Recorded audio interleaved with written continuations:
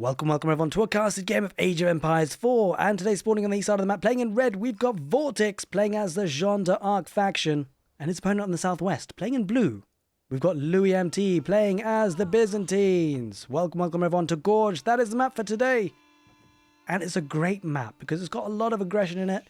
I gotta say, I'm super excited with this matchup, because the Byzantines, they have some ability of being aggressive, but I don't know they can match quite that aggression that comes out of the Jeanne d'Arc faction. She starts her beginnings as a humble peasant on the journey of a hero. And certainly she's going to be looking to make a name for herself with the Royal Knights most likely. We always see the School of Cavalry. It's got to be, especially there's no neutral, there is a neutral trademark, a landmark, but it's kind of in the middle. A trade post rather. But yeah, I mean, you're not going to trade on this map, right? Surely? We'll have to see. I'm sure we won't. In any case, Vortix is going to be looking to be aggressive. We know him as a very aggressive player, so I think Jeanne d'Arc as a faction is going to really suit his playstyle. I'm pretty excited to see how he plays this one out. I think I'm more excited to see how Louis MT reacts as the Byzantines. Like, there are two landmarks that they can choose, the Grand Winery and the Imperial Hippodrome. And it does feel like the Byzantines have really got to go for that Hippodrome against the Jeanne d'Arc. They're going to be under a lot of pressure. I think the Triumph ability can help them in many ways, increasing the attack speed, or the attack generally. I think it's about 20% or 25%. We'll have to check that on the Imperial Hippodrome.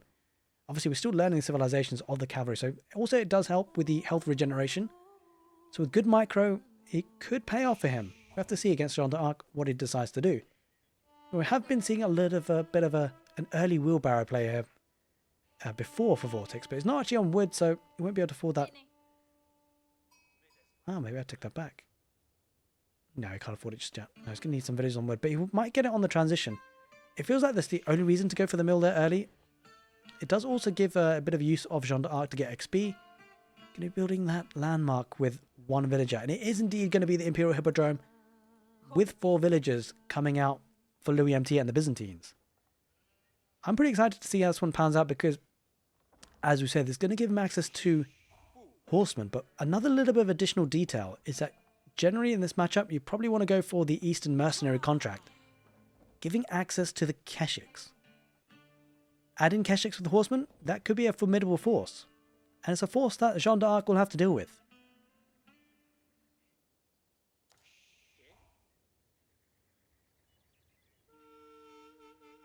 Now, interestingly enough, Jeanne d'Arc can get to that next stage pretty quickly on her own. She does have incredibly fast building. She can also heal herself, but more importantly, bear in mind, as a talented builder, she builds buildings 33% faster. But at level 2, she's going to be able to impart that invaluable knowledge to her villager comrades, I guess. Nearby builders will be building up at the same speed.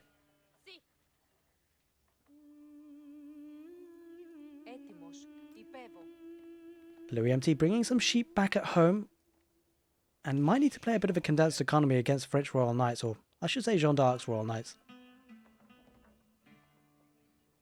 Now, the good thing about Gorge is it's pretty open, so I think generally factions like Jeanne d'Arc, the French, the Ottomans might do quite well on this map. I'm pretty excited to see how Byzantines and Hippodrome deal with this kind of aggression that's probably going to be coming out pretty soon.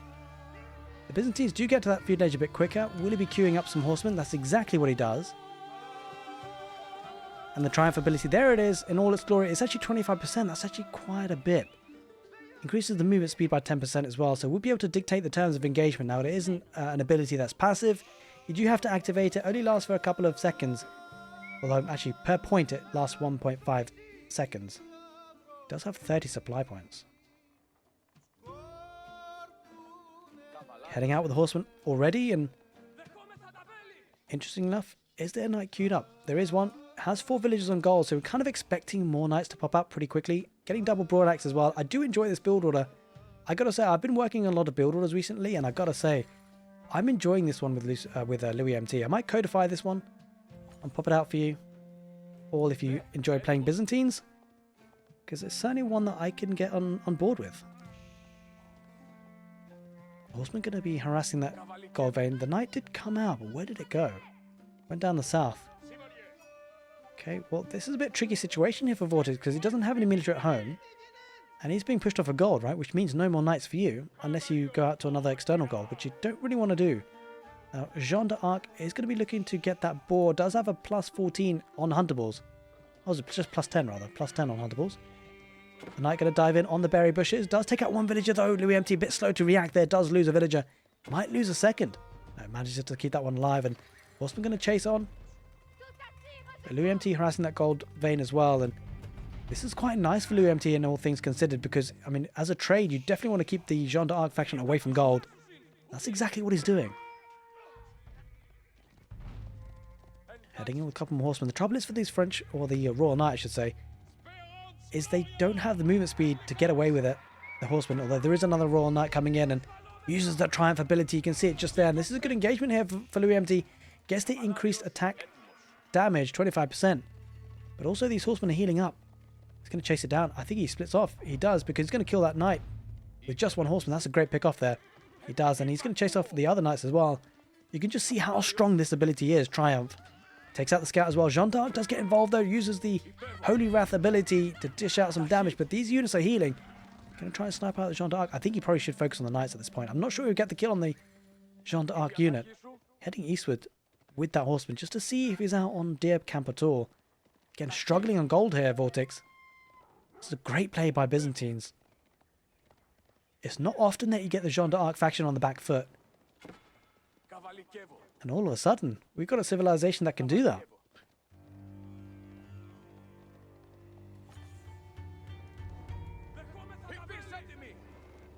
Adding in the scout for the extra vision as well. Looks like Vortix going to be getting a second town centre. All of a sudden, the dynamics of Age of Empires have changed. The Byzantines can be very aggressive. It comes down to this conclusion that they can't have that dual personality. Going with the winery as one option. Like Hippodrome, making them a very aggressive civilization. Louis MT with a great micro to pull away that weak horseman to keep it alive. But with that second town centre, what does Louis MT do? Does he decide to go to a second town centre himself? Does he look to be aggressive? It looks like it's going to be a second town centre for him. Going to be getting a lot of villages on the stone. Now, I think this is actually a nice kind of mechanic for the Byzantines, being able to get the cisterns and aqueducts with stone. I mean, he could even just look to try and get to water level 5, right? Could be an option. Probably going to be a second town centre, though, considering the wood he's got.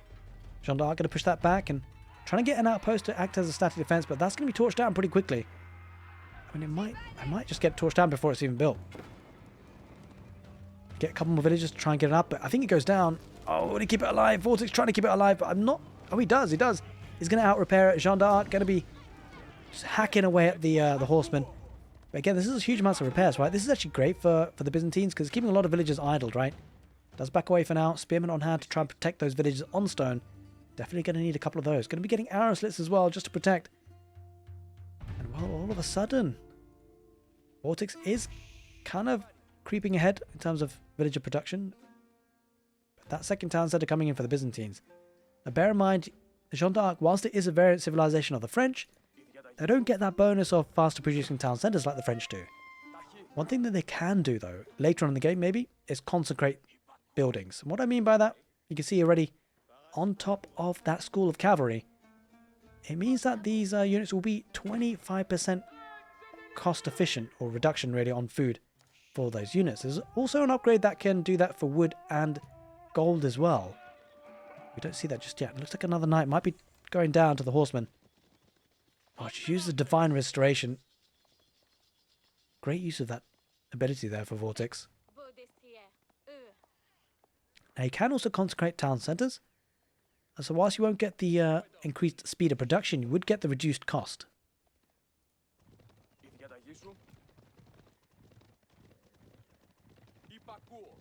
But a good number of horsemen here.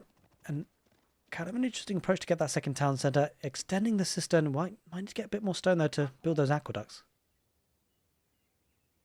Just getting the base rate 5% increased gather speed at the moment. Or gather rate, I should say. Horseman going north. Jeanne d'Arc spots it. Uses the Holy Wrath ability. Gets a bit of damage out of there. The horseman probably not going to be enough there. She is incredibly strong. Somehow wielding that massive sword. But it will allow Vortix to go into the deer camp in the north. Might be trying to snipe a villager. Doesn't quite manage it. Is going to be building an outpost and go to that deer camp. See, Jeanne d'Arc's faction, very heavy usage of food. A very hungry faction. But he'll be getting that food quite nicely on the tier camp. Oh, 2 Limitane. Getting good value on the Royal Knight. Now, the faction does actually get access to chivalry. Hasn't clicked it yet. Hasn't got it yet. So those knights got to be on tender hooks. Got to be careful not to lose their lives. Villager might snipe that. Oh, he's not going to get the walls up here, Louis. We'll lose the villagers. Does take out the knight, though, at least. Not all was lost.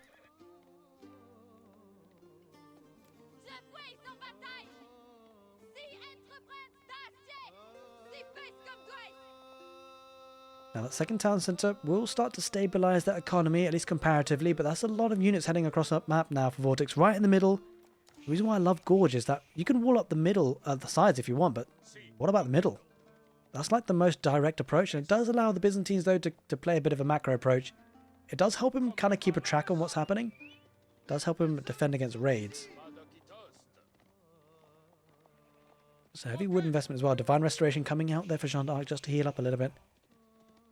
Keep those Royal Knights in good health, in good shape.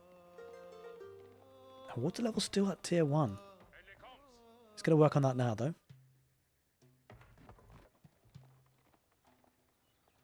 Alright, well, behind all of this, well, it looks like Louis MT is going to go up with the Cistern of the First Hill.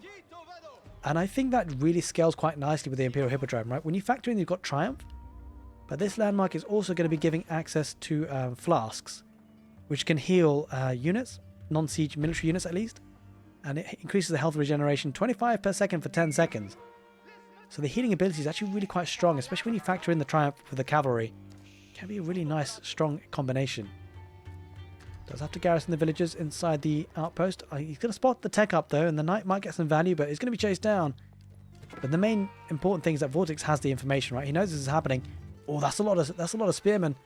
And there's mostly horsemen here. I'm not so sure this goes up for Louis MT. I mean, no, it will go up, but he's going to lose villagers. Here it goes to the Holy Wrath ability. Villagers have to scramble out of there. Quite a few dead villagers now. Going to lose a couple of knights, though. I mean, overall, definitely worth it there, you feel, for Vortix. Going to chase those villagers down, causing a lot of idle time. Spearman will go down, but behind this, Vortix might be looking to get to the castle age himself. He might even opt to be a bit more aggressive. Does lose that spearman on the tree, unfortunate for him. And Jeanne d'Arc backs away for now. So Vortix actually going to be spending a lot of resources. Does have 2 stables effectively. Continues to produce those knights. Curiously out of just a school of cavalry. Maybe a bit of a hotkey problem though. Oh, that's a bit brave for those villagers there for Louis MT. Oh, no, knight got confused there. Didn't know what to do for a second. Jeanne d'Arc trying to find a way back home. Horseman kept in the middle there for Louis MT just to keep an eye on things more than anything.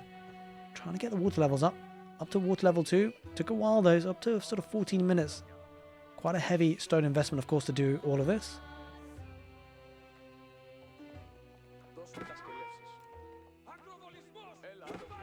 There is a cataphract with the horseman as well, and you'd love to see this unit. I think it's generally one of my favourite units, I've got to say.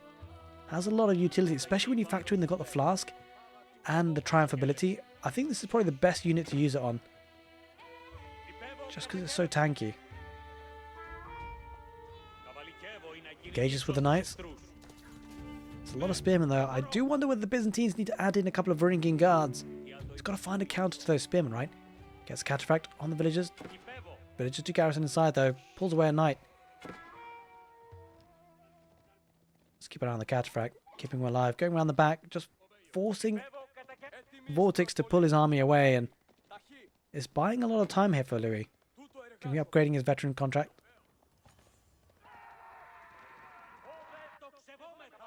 Cataphract might dive on that wood line. Just thinks better of it. Spearmen are chasing. So is the knight. And it's just forcing Vortix to keep army at home, which is exactly what he wants. Louis MT needs to keep pumping out those villagers because he is behind quite significantly. He lost a lot on that attack up, of course. He's now going to take the ball. Quite heavy on the berries, so we'll be getting a decent amount of olive oil in. I've got to say though, the game is at 15 minutes and it feels like, I mean, the Imperial Hippodrome has helped him survive, I guess in a way. I do wonder whether there's a time where Grand Winery really starts to kick in. Of course, it's when the olive groves are there, I guess primarily, the super late game. It's always a tricky situation, right? Because it's almost like with the Imperial Hippodrome, he's matching like for like against the French, or the Jeanne d'Arc really, I should say. To be aggressive, fight fire with fire in a way. But you do give up that Grand Winery.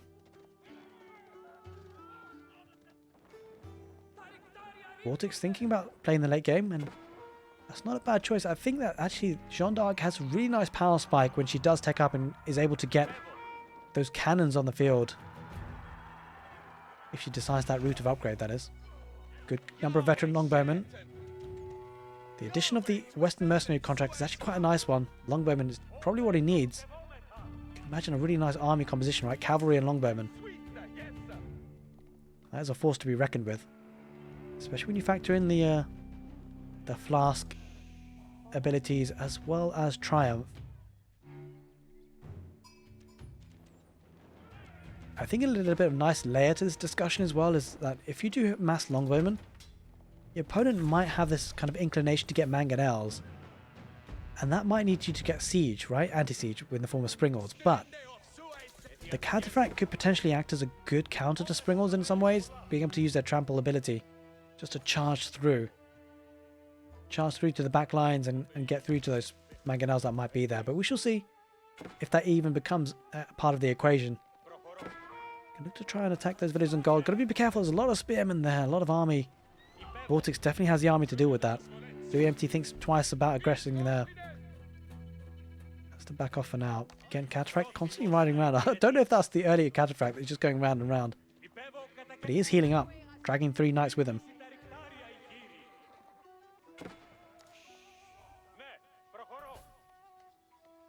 Getting the veterancy upgrades to the Limitani. The food income just looking really strong though for Jeanne d'Arc. A really nice farming transition done nice and early. It's got the deer camp in the south and deer camp in the north, and he's even taking the boar in the north as well. So that food income, see, it's 1,500, significantly more than what Louis Empty is dealing with.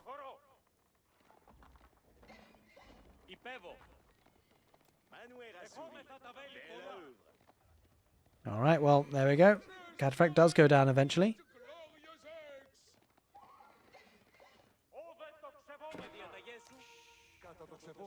Oh, try to get a relic or two. Has got 2 in the bank already here, Louis.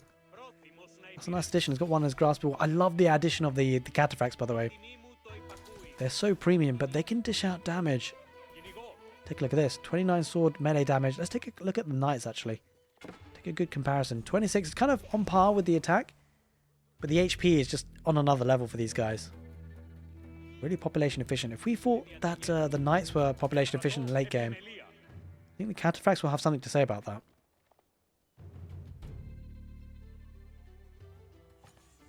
It's 32 military versus 46, and well, looks like now Louis Empty looking to try and wall up and play a bit more passively. I don't hate it, especially if he's taking into cataphracts.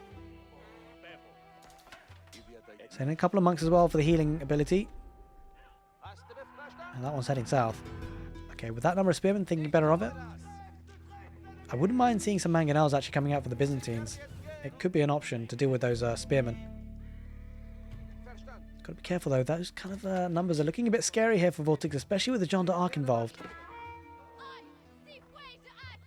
Does engage. A couple of Lance Connector could rip through the spearmen, that's probably what he needs at this point. French Royal Knights diving in. Going to be attacking the front lines. Quite a lot of Limitani though, although there's not enough necessary to take all of them. Use the flasks. The cataphracts should be able to win this fight. The longbow is focusing on the spearmen. There's so many spearmen though. Uses the trample ability. Jeanne d'Arc uses the Holy Wrath ability. But that's going to be so many units. Zerging his way through here. Vortix jumping in with the knights. Too many of them to deal with here. The cataphracts, even with their HP, isn't enough to deal with that. Louis Empty just about to be overrun. The French Jeanne d'Arc faction completely obliterating that army. And he takes the win. Vortix takes the victory on Gorge. The Byzantines held on, but just no match for the Jeanne d'Arc. Hope you guys enjoyed the castle game on YouTube. Take care, and see you next time.